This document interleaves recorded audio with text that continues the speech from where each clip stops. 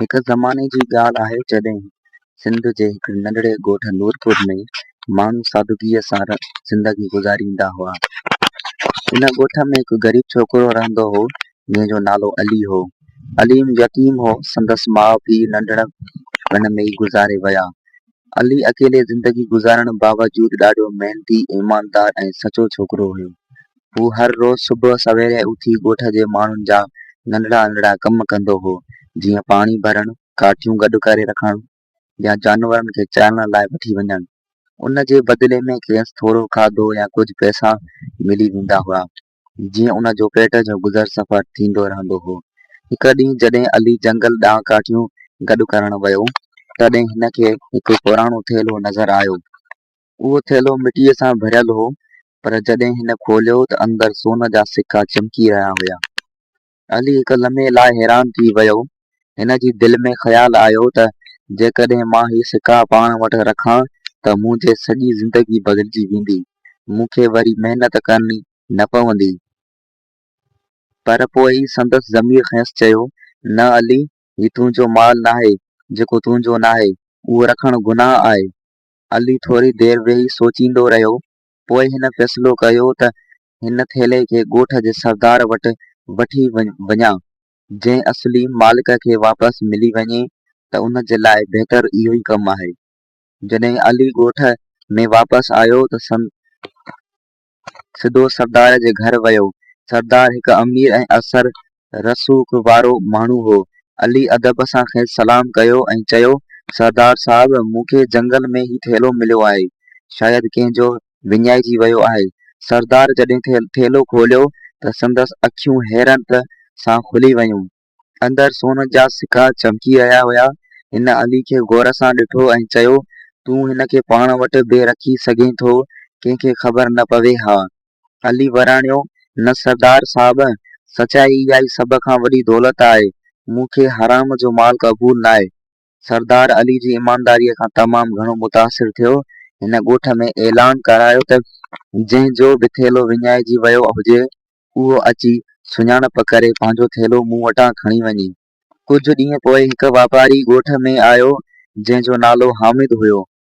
हिन ॿुधायो त संदसि सोन जो थेलो जंगल में विञाइजी वियो हो, जितां मां गुज़री रहियो हुउसि। जॾहिं खेसि थेलो ॾेखारियो वियो त हिन फौरन सुञातो, पर हामिद जी दिलि में लालच अची वई।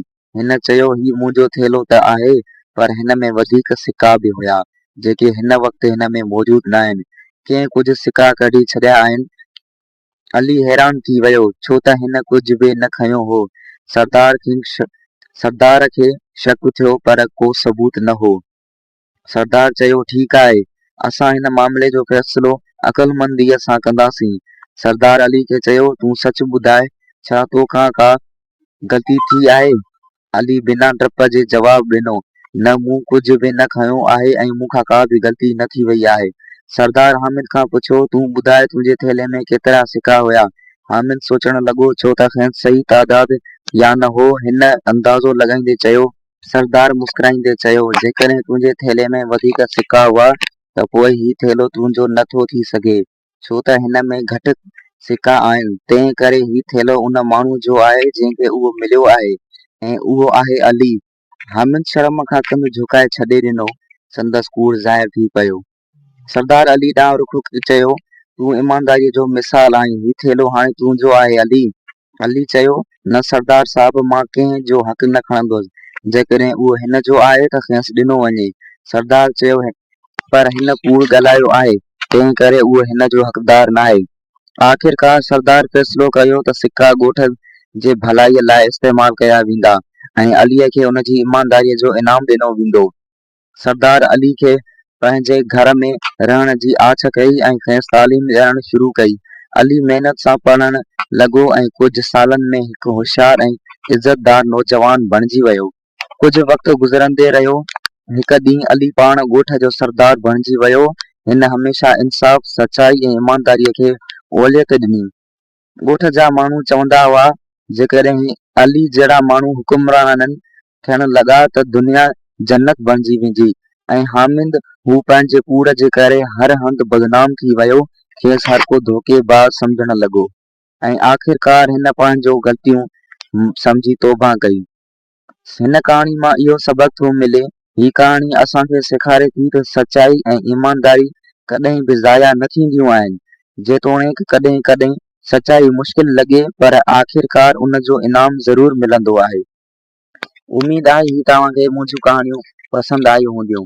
त मुंहिंजे चैनल खे सब्सक्राइब, लाइक, कमेंट ज़रूर करे छॾींदा। अल्लाह हाफ़िज़।